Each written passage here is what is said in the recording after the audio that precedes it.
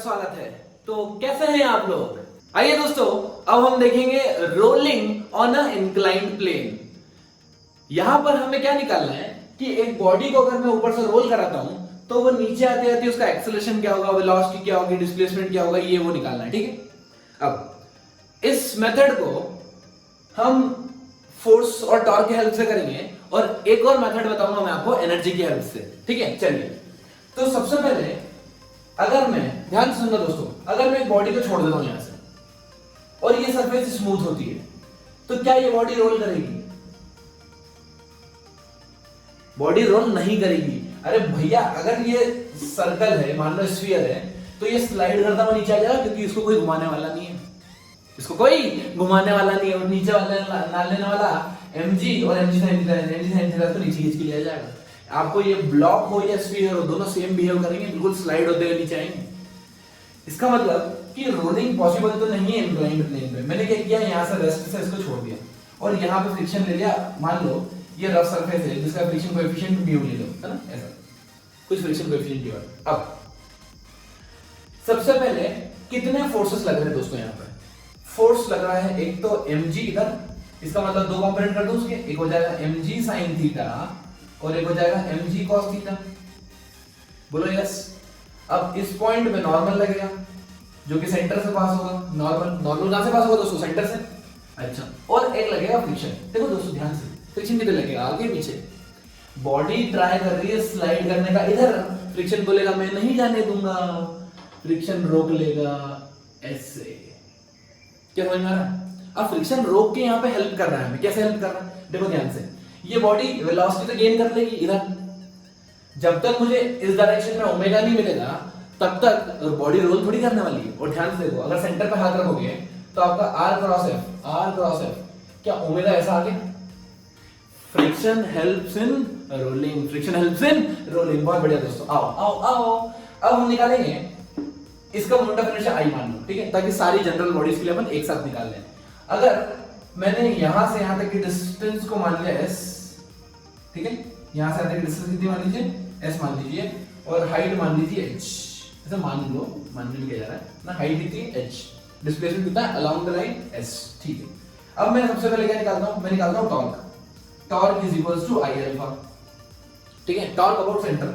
अगर torque about centre निकालूंगा तो I भी अबाउट सेंटर लिखना पड़ेगा। दोस्तों आपको ये चीज क्लियर? चलिए, सेंटर के अबाउट टॉर्क निकालना है। कितने फोर्स हैं? mg, n और f। mg के दो कंपोनेंट कर दिए, mg cos थीटा और mg sin थीटा। ठीक है।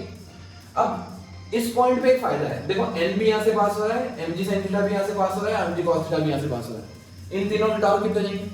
0। इसका मतलब इसका टॉर्क कितना आएगा? f into r। बोलो दोस्तों समझ में आता है आपको? टॉर्क सिर्फ इसका टॉर्क आएगा f into r डिस्टेंस में। मतलब आपको ऐसे घूमती दिख रही है, ऐसे मतलब एंटी क्लॉकवाइज पॉजिटिव की। ठीक है। अब मैं एक फोर्स की इक्वेशन लगाता हूं, acceleration equals to net force by mass. Net force कितना है दोस्तों? mg sin थीटा और f पीछे, mg sin theta minus frictional force by m, net force by mass. Correct. अब मैं f की वैल्यू रिमूव करता हूं। पता है f क्यों रिमूव कर रहा हूं मैं? क्योंकि फ्रिक्शन जब बॉडी प्योर रोल करती है ना तो काइनेटिक फ्रिक्शन तो 0 हो जाता है, लेकिन जो भी लगेगा स्टैटिक फ्रिक्शन तो होगा। तो स्टैटिक फ्रिक्शन की वैल्यू चेंज होती रहती है फ्रॉम 0 टू मैक्सिमम वैल्यू। इसलिए मेरे लिए बहुत डिफिकल्ट होता है वैल्यू निकालना, कि हालांकि निकाल सकते हैं अपन वैल्यू, पर फिर भी फ्रिक्शन की वैल्यू डिफिकल्ट होती है नॉर्मल रोलिंग के केस में। तो एक काम करो, फ्रिक्शन को रिमूव कर दो। मैं f की वैल्यू उठा के यहां पुट कर देता हूं। f की वैल्यू कितनी हो जाएगी? a इक्वल टू m का मल्टीप्लाई कर दो, m equal to mg sin theta minus, क्या मैं फ्रिक्शन की जगह लिख दूं I अल्फा बाय r। बोलो हाँ, I अल्फा बाय r। ये इक्वेशन आ गई मेरी। ठीक है। अब मुझे क्या चाहिए? एक्सेलरेशन चाहिए। इफ आई वांट एक्सेलरेशन, मुझे अल्फा रिमूव करना पड़ेगा। जब बॉडी प्योर रोल करेगी, जब बॉडी प्योर रोल करती है तो मुझे पता है a equals to alpha r होता है। ठीक है। तो मैं अल्फा r की जगह a पुट करता हूं। मैं क्या कर रहा हूं यहाँ पे? r का मल्टीप्लाई करो, r का डिवाइड कर दो। क्लियर? तो कितना हो गया ये? ma प्लस इसको इधर ले आओ, ये हो जाएगा ia by r square equals to mg sin theta. Clear? Now a common निकाल लो तो कितना आ जाएगा दोस्तों? एक काम करते हैं m कॉमन निकाल लेते हैं, तो हो जाएगा a ma कॉमन निकाल लो, ma कॉमन निकाल लिया तो ये बचा ma बाहर 1 plus I by M R square equals to mg sine theta. m ने m को मार दिया तो एक्सेलरेशन कितना आ गया g sine theta upon 1 plus I by M R square. ये आ गया हमारा एक्सेलरेशन का एक्सप्रेशन। ये आ गया मेरा एक्सेलरेशन का एक्सप्रेशन। अच्छा, एक्सेलरेशन और ये आई, ठीक है, हम रिलेशन निकालेंगे इसमें। पहले काम करते हैं, हम वेलोसिटी निकाल लेते हैं कि जब ये इस पॉइंट से छोड़ा घूमता घूमता घूमता घूमता घूमता घूमता घूमता जब नीचे आया तब इसकी वेलोसिटी क्या होगी। क्या एक्सेलरेशन कांस्टेंट, अगर मैं बॉडी फिक्स कर दूं तो आई फिक्स, ये सब कुछ फिक्स, इसका मतलब एक्सेलरेशन कांस्टेंट क्या है, use v square equals to u square plus 2s और any equation of motion, equation of right. चलो एक्सेलरेशन कांस्टेंट अगर 3 इक्वेशन ऑफ मोशन लगा सकते हैं तो मैं लगा रहा हूं third equation v square equals to u square, u तो 0 है, प्लस 2 इनटू एक्सेलरेशन इनटू कौन सा डिस्प्लेसमेंट, जिस डायरेक्शन में एक्सेलरेशन है वही डिस्प्लेसमेंट दोस्तों, ये वाला है। तो ये जगह g sin theta upon 1 plus i by M R square into s, ठीक। चलिए अब ये देखो ध्यान से, ये s है, ये थीटा है, तो ये डिस्टेंस कितनी होगी, s cos थीटा होगी, कितना हुआ s sin थीटा। क्या मैं s sin थीटा को h लिख दूं? यस सर, आप देख सकते हो। तो वेलोसिटी को मैं लिखता हूं √2gh, वेलोसिटी आगे मेरी √2gh upon 1 plus i by M R square. क्या ये चीज क्लियर, क्या ये चीज क्लियर है? चलिए, अगर मुझे टाइम निकालना तो क्या मैं टाइम निकाल सकता हूं? हाँ बिल्कुल निकाल सकता हूं। कैसे? अरे कुछ भी इक्वेशन यूज कर सकते हैं आप, s equal to ut plus half t square या फिर v equal to u plus at, सबसे best equation v equal to u plus at। आप v equal to u plus at लगाओगे आपका आंसर आ जाएगा। क्लियर? चलिए, तो 1 plus I by M R square को वो एक नया नाम देते हैं, वो बोलते हैं बीटा, ठीक है। और हम इस रोटेशन के कॉन्सेप्ट को कॉन्सेप्ट ऑफ बीटा रोटेशन भी बोलते हैं। बट चीजों को क्यों कॉम्प्लिकेटेड करना है, राइट? अरे अल्फा बीटा थीटा क्यों लगाना है? अगर आप बट कोई आपके सामने आ जाए स्टाइल मारने के लिए कि देखो कॉन्सेप्ट ऑफ बीटा रोटेशन नहीं पता, तो बोलते हैं ना भाई आई प्लस हमको 1 plus I by M R square पता है, बात खत्म, ठीक है। चलिए, तो हम इसको बीटा ना रखें तब भी चलेगा, और इस बीटा रखते तो भी कोई उसमें बड़ी बात नहीं है, इसको बीटा बोलते हैं बस। ये इस बड़ी टर्म को 1 plus I by M R square को कुछ रैंडम नाम दिया उन्होंने बीटा, ठीक है। चलिए, अब हम एक और तरीके से डिराइव करते हैं, फिर इसके ऊपर क्वेश्चन करेंगे कि मान लो अगर मैंने स्फीयर रख दिया, डिस्क रख दिया, तो कौन नीचे आएगा पहले, किसकी वेलोसिटी ज्यादा होगी नीचे आने के टाइम। दूसरी मेथड समझने के पहले हमें एक छोटा पॉइंट डिस्कस करना होगा एनर्जी का, काइनेटिक एनर्जी का। मान लीजिए कि कोई बॉडी रोल कर रही है, कोई बॉडी रोल कर रही है, तो उसकी रोलिंग काइनेटिक एनर्जी कैसे देते हैं? देखो, rolling is nothing, it is combination of translatory motion plus rotatory motion, right? तो मैं कैसे लिख दूं? Kinetic energy of translation plus kinetic energy of rotation is equals to kinetic energy of rolling. Clear? अगर आपको ये चीज क्लियर है तो फिर आपके लिए दूसरा डेरिवेशन बहुत इजी हो गया। अब देखो ध्यान से, सबसे पहले मैंने इसको रेस्ट पे रखा, मतलब यहाँ पे काइनेटिक एनर्जी कितनी है दोस्तों? 0, ठीक है। पोटेंशियल एनर्जी के लिए मेरे को रेफरेंस मानना पड़ता है, मैंने इसका रेफरेंस कंसीडर कर लिया। पोटेंशियल एनर्जी यहाँ 0 है, तो यहाँ पे कितनी हो जाएगी? बॉडी का मास m है, mg, हाइट कितनी है? परपेंडिकुलर h, ठीक है। अब बॉडी यहाँ पर रोल करती हुई आ गई, मान लो, है ना? तो इसके ऊपर पोटेंशियल एनर्जी 0, काइनेटिक एनर्जी 2 होगी, एक होगी ट्रांसलेशन की और एक होगी रोटेशन की। क्लियर? चलो हम यहाँ लिखते हैं। एक बात बताओ दोस्तों, आपको ऐसा लग रहा है कि ये रफ सरफेस है तो फ्रिक्शन होगा, फ्रिक्शन होगा तो मैं एनर्जी कंजर्वेशन लगा सकता हूँ, नहीं लगा सकता? एनर्जी कंजर्वेशन हम लगा सकते हैं। वर्क डन बाय फ्रिक्शन कितना होता है दोस्तों? 0। अभी हमने पढ़ा था कि पॉइंट का डिस्प्लेसमेंट ही नहीं होता है, तो यहां पर फ्रिक्शन कोई एनर्जी कंज्यूम नहीं करेगा, तो हम इजीली एनर्जी कंजर्वेशन लगा सकते हैं। अगर हमने एनर्जी कंजर्वेशन लगा दी तो kinetic energy plus potential energy initial equals to kinetic energy plus potential energy final, ठीक है। चलिए, 0 plus mgh equals to potential energy 0, kinetic energy 2 होगी, half mv square plus half I omega square. ठीक है, अब यहां पर v की जगह क्या रखता हूं मैं, एक काम करो m का डिवाइड कर दो पहले तो ये हो जाएगा gh equals to v square by 2 plus i by 2m omega. You know that pure rolling में v equals to omega r, तो ओमेगा क्या हो जाएगा v square by r square, v square by r square. अब एक काम करते हैं 2 यहां कॉमन निकाल के इधर भेज देते हैं, तो ये जाएगा 2gh is equal to 1 plus i by mr square into v square. ये आ गया हमारा 2gh divided by 1 plus i by mr square. क्या दोस्तों यही एक्सप्रेशन हमने अभी वाले फॉर्मूले से ड्राइव किया, याद है? Under 2gh 1 plus i by mr square, फिर हमने इसको बोला था कोई बीटा बीटा। हाँ, अब इसी प्रॉब्लम में उन्होंने हमें डिफरेंट बॉडीज दी है, सेम मास की, सेम रेडियस की, सेम हाइट पे, ठीक है, और चारों को रिलीज कर दिया। वो पूछते हैं कि कौन सी बॉडी जल्दी नीचे आएगी, किसकी वेलोसिटी ज्यादा होगी नीचे आते टाइम, तो हम निकालेंगे। हमने देखा वेलोसिटी का फॉर्मूला होता है under 2gh by 1 plus i by mr square, acceleration g sin theta upon 1 plus i by mr square, और टाइम आप निकाल सकते हैं v equals to u plus 80 से, तो वो आएगा 1 by sin theta equals to 2h by g into 1 plus i by mr square, right? अब देखो सब चीज डिसाइड कौन कर रहा है, ये i by mr square, i by mr square, right? तो हम एक काम करते हैं, सॉलिड स्फीयर के लिए i कितना होता है दोस्तों?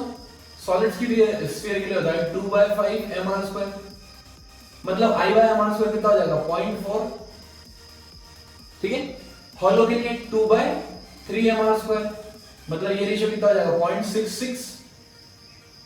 सिलेंडर के लिए hollow cylinder is nothing the same as that of ring, तो ये जाएगा mr स्क्वायर।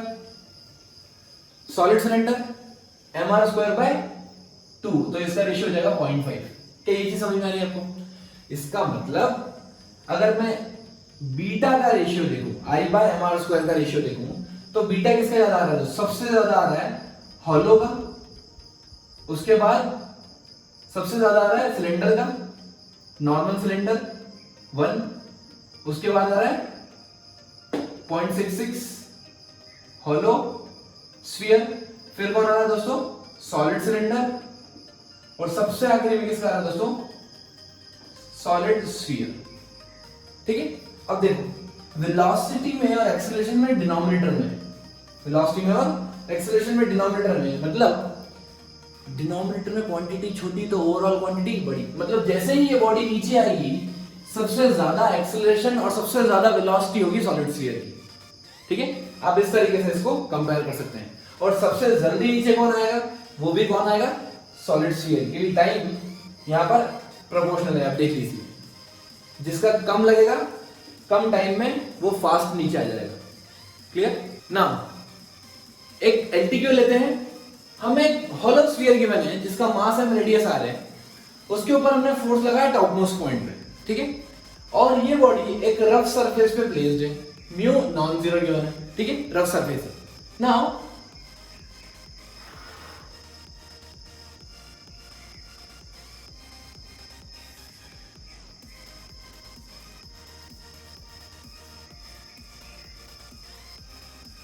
तो आइए दोस्तों एक लेते हैं एलटीक्यू, एक हॉलो स्फीयर गिवन है जिसका मास एंड रेडियस आ रहे हैं, ना उसके टॉप मोस्ट पॉइंट पे टैंजेंशियल फोर्स लगा रहे हैं which is placed in a rough surface, mu non zero है। वो बोल रहे हैं for pure rolling what should be the acceleration of centre of मास, ठीक है? चलिए, तो सबसे पहले ये फोर्स है, ठीक है? अब ये फोर्स क्या करेगा? आगे खींचेगा इसको आगे खींचेगा, प्लस अगर अपन टॉर्क देखें तो ये टॉर्क भी प्रोवाइड कर रहा है, मतलब ये फोर्स दोनों काम कर रहा है, ओमेगा भी दे रहा है इसको और एक्सेलरेशन भी दे रहा है। तो इस पॉइंट पे फ्रिक्शन तो लगेगा, क्यों लगेगा? मैनेज करने के लिए, ताकि प्योर रोलिंग की कंडीशन को मैनेज कर ले, ठीक है? चलिए, अब फ्रिक्शन राइट में भी लग सकता है, लेफ्ट में भी लग सकता है, आप कहीं भी अज्यूम कर सकते हैं। मैंने राइट में अज्यूम कर लिया। अगर आप लेफ्ट में अज्यूम करते हैं और आपका नेगेटिव साइन आता है, इसका मतलब जो आपने अज्यूम किया उसकी डायरेक्शन आप ऑपोजिट कर दीजिए, बाकी कोई चेंज नहीं आता है, ठीक है? चलिए, तो यहां पर अब मैं फोर्स की इक्वेशन लगाऊंगा और टॉर्क की इक्वेशन लगाऊंगा, ठीक है? अब देखो बॉडी का मास m है, एक्सेलरेशन ऑफ द बॉडी कितना होगा, net force by mass, net force कितना होगा F plus F by m, ये क्या नेट फोर्स, ठीक है। तो क्या इसमें ऐसे लिख दूं ma equals to F plus F, मेरी इक्वेशन नंबर 1 आ गई, राइट। नाउ नेट टॉर्क लगाएंगे, alpha equals to net torque by moment of inertia I, moment of inertia I कितना होगा नेट टॉर्क। देखो दोस्तों ये इधर लगा रहा है क्लॉकवाइज टॉर्क ऐसे, और ये लगा रहा है एंटी क्लॉकवाइज टॉर्क, ठीक है। तो हमने किसको पॉजिटिव माना है अभी, क्लॉकवाइज टॉर्क को इस क्वेश्चन में। तो हम इसको लिखते हैं F into R minus F into R, F into R minus F into R divided by I, clear. तो मैं इसको लिखता हूं I alpha equals to F minus F, R का डिवाइड कर दिया, करेक्ट। अब ये क्या किया मैंने, हॉलो स्फीयर है, तो I की वैल्यू भी पुट कर सकते हैं हम चाहें तो।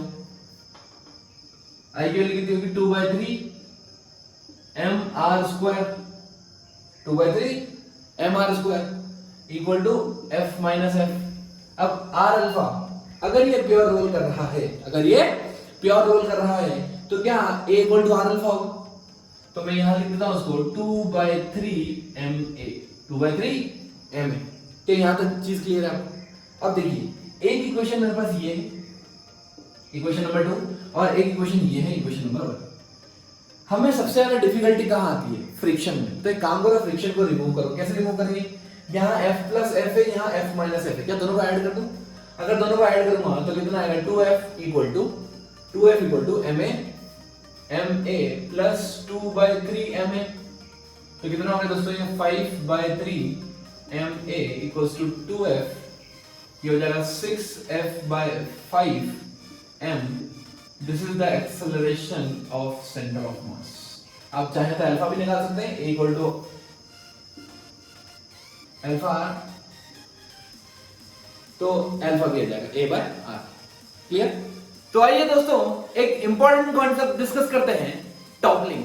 ये टॉपलिंग क्या होता है, टॉपलिंग मतलब टपकना, ठीक है। कैसे, सपोज आपके पास एक बॉडी है, राइट, मेरे पास ग्लास है, ठीक है। तो मैंने ये बॉडी ले ली, अब मैं अगर इसके ऊपर ऐसे फोर्स लगाता हूं, ध्यान से देखना, क्या ये मूव कर रही है, बिल्कुल मूव कर रही है। लेकिन अगर मैं इसको point of application of force change कर दूं, ये देखो अगर मैं यहां फोर्स लगाऊं, अब ये मूव नहीं कर रही है, ये देखो टपकने की कोशिश कर रही है, राइट। अगर मैंने यहां से हटा दिया फोर्स, वापस आ गई। अगर मैंने थोड़ा ज्यादा फोर्स लगा के छोड़ दी, गिर गई। This is called as toppling, clear. अच्छा, तो ये होता कैसे है, मान लीजिए कि हमारे पास एक बॉडी है और इस बॉडी के ऊपर हम फोर्स लगा रहे हैं ऐसा F, क्लियर। अब ये बॉडी आगे मूव करेगी क्या, कर सकती है अगर फ्रिक्शन सफिशिएंट नहीं है तो हम क्या कंडीशन मानते हैं, पहली कंडीशन मानते हैं that the friction is sufficient, friction is sufficient, कि फ्रिक्शन जितना रिक्वायर्ड है उससे ज्यादा अवेलेबल है, मतलब ये बॉडी को आगे नहीं जाने देगा, ये बॉडी को आगे नहीं जाने देगा, ठीक है। दूसरी चीज देखते हैं कि मान लीजिए मैंने एक बॉडी रखी यहां पे, ठीक है, जिसका मास कितना है m। अब एक बात बताओ, जो नॉर्मल फोर्स लगता है वो कहां लगता है। अब आप बोलेंगे नॉर्मल फोर्स लगता है यहां पे, ऐसे ऊपर की तरफ। दोस्तों ऐसा नहीं होता है, प्रैक्टिकली अगर मैं देखूं तो नॉर्मल फोर्स पूरी सरफेस पे लगता है, यहां से यहां तक पूरा नॉर्मल फोर्स यहां से यहां तक कंप्लीट लगता है इधर। लेकिन मैं क्या करता हूं, मैं अज्यूम कर लेता हूं कि ये एक पॉइंट पे लग रहा है, इस पॉइंट पे, क्लियर। अब जैसे ही मैंने यहां से फोर्स लगाना स्टार्ट किया, जैसे ही मैंने यहां से फोर्स स्टार्ट लगाने किया, तो ऐसे लग रहा है आपको कि ये पॉइंट पे टच में रहता है, ये पॉइंट थोड़ा सा ऊपर हो जाता है, ये पॉइंट थोड़ा सा ऊपर रहता है। मतलब अगर मैं इसका डायग्राम बनाऊं बॉडी का, तो ये बॉडी लगभग ऐसे दिखती है, थोड़ी सी यहां से ऊपर होती है और हल्की सी ऐसे। इसका मतलब अब जो नॉर्मल फोर्स होता है, वो नॉर्मल फोर्स क्या होता है दोस्तों, शिफ्ट होना चालू कर देता है। ये देखो इधर, ऐसा समझ में, नॉर्मल फोर्स इस पॉइंट पे बढ़ जाता है।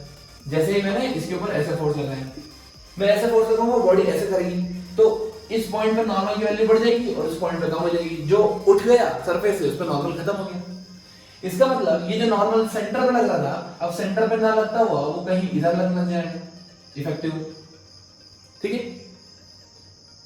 एक चीज और ध्यान से देखो, ये नॉर्मल शिफ्ट कहां तक हो सकता है और नॉर्मल शिफ्ट क्यों होता है।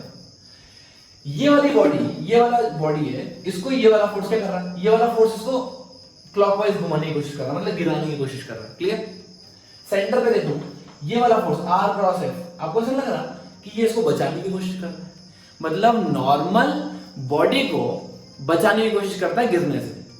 कब तक कोशिश करेगा बेचारा, वो शिफ्ट होता होता होता होता अगर एक्सट्रीम पॉइंट पे शिफ्ट हो गया, उसके बाद भी आप नहीं मान रहे हो और फोर्स लगा रहे हो, तो वो पॉइंट के एक पॉइंट के बाद वो टॉपल हो जाएगा। आपने देखा होगा जब आप अपने हाथ से अपने पैर छूने की कोशिश करते हैं तो अपनी बॉडी को थोड़ा सा पीछे पुश करते हैं, राइट। कभी दीवार के एकदम सटक के, दीवार से चिपक के और कोशिश करना पैर छूने की, आप नहीं कर पाओगे, गिर जाओगे, टॉपल हो जाओगे। क्यों? क्योंकि अभी मेरा जो सेंटर ऑफ मास है वो मेरे पैरों से एकदम बराबर बैलेंस है। अगर मैं थोड़ा सा आगे लीन हुआ तो मेरा सेंटर ऑफ मास हो सकता है कि वो नॉर्मल पॉइंट से बाहर निकल जाए, और अगर जैसे ही नॉर्मल पॉइंट से बाहर निकला मैं नीचे गिर जाऊंगा। क्या ये चीज क्लियर है आपको? बहुत बढ़िया। तो मान लीजिए कि एक बॉडी गिवन है जिसका मास m है, लेंथ l है, विड्थ b है, मुझे इस बॉडी को गिराना है, तो कितना अमाउंट ऑफ फोर्स लगाना होगा। देखिए दोस्तों, मुझे पता है अभी अगर मैं फोर्स नहीं लगाता हूं तो क्या नॉर्मल यहां से पास होगा सेंटर से, और जैसे ही मैं फोर्स लगाते जाता हूं ये नॉर्मल शिफ्ट होता जाएगा, राइट। नॉर्मल कहां तक शिफ्ट हो सकता है? मैक्सिमम इस पॉइंट तक। मान लीजिए कि मेरा नॉर्मल शिफ्ट होता होता होता इधर तक आ गया, ये नॉर्मल की लाइन होगी, करेक्ट ना। अब मैं क्या निकालता हूं, कितने फोर्सेस लग रहे हैं बॉडी के ऊपर? बॉडी के ऊपर फोर्स लग रहे हैं, एक तो फ्रिक्शन लग रहा होगा इधर, राइट, फ्रिक्शन लग रहा है इस पॉइंट पे ना, mg लग रहा है इस पॉइंट पे ऐसे डाउनवर्ड्स, और मैंने जो एक्सटर्नल फोर्स लगा रहा है वो ऐसे। मैं काम करता हूं, इस पॉइंट पे टोटल टॉर्क कैलकुलेट कर लेता हूं। If I am calculating the torque at this point, इस पॉइंट पे टॉर्क निकालता हूं, net torque at this point, right. Net torque, ये इस फोर्स का टॉर्क 0, फ्रिक्शन का टॉर्क 0, क्योंकि वो इसी पॉइंट से पास हो रहे हैं। इसका टॉर्क कितना आएगा दोस्तों? इसका टॉर्क आएगा mg into b/2, mg into b/2 direction, mg into b/2 आएगी प्लस के क्या, mg into b/2 प्लस के क्या, और ये आएगा f into l, ये l f है और ये परपेंडिकुलर l है, डायरेक्शन माइनस के क्या, राइट। गिरी से गिरी हालत में अगर नेट टॉर्क मान लो 0 हो गया इस पॉइंट पे, तो ये क्या हो जाएगा, mgb/2 इज इक्वल टू 0 कर दो इसको, ये जाएगा f into l, मतलब mgb/2l, इतना फोर्स तो मुझे चाहिए इस बॉडी को गिराने में, ठीक है। अब इस बॉडी को अगर मैं ऐसे कर देता हॉरिजॉन्टल, तब भी क्या इतना ही फोर्स लगता? नहीं दोस्तों, अब फोर्स की वैल्यू बहुत ज्यादा बढ़ जाती है, राइट। ये बॉडी काफी हार्ड है टॉपल कराने में, इतनी आसानी से टॉपल नहीं करा सकते, ठीक है। क्यों डरे कि जिंदगी में क्या होगा, हर वक्त क्यों सोचे क्या होगा, बढ़ते रहें बस मंजिलों की ओर, कुछ मिले ना मिले तजुर्बा तो नया होगा। Stay motivated, keep learning, keep support.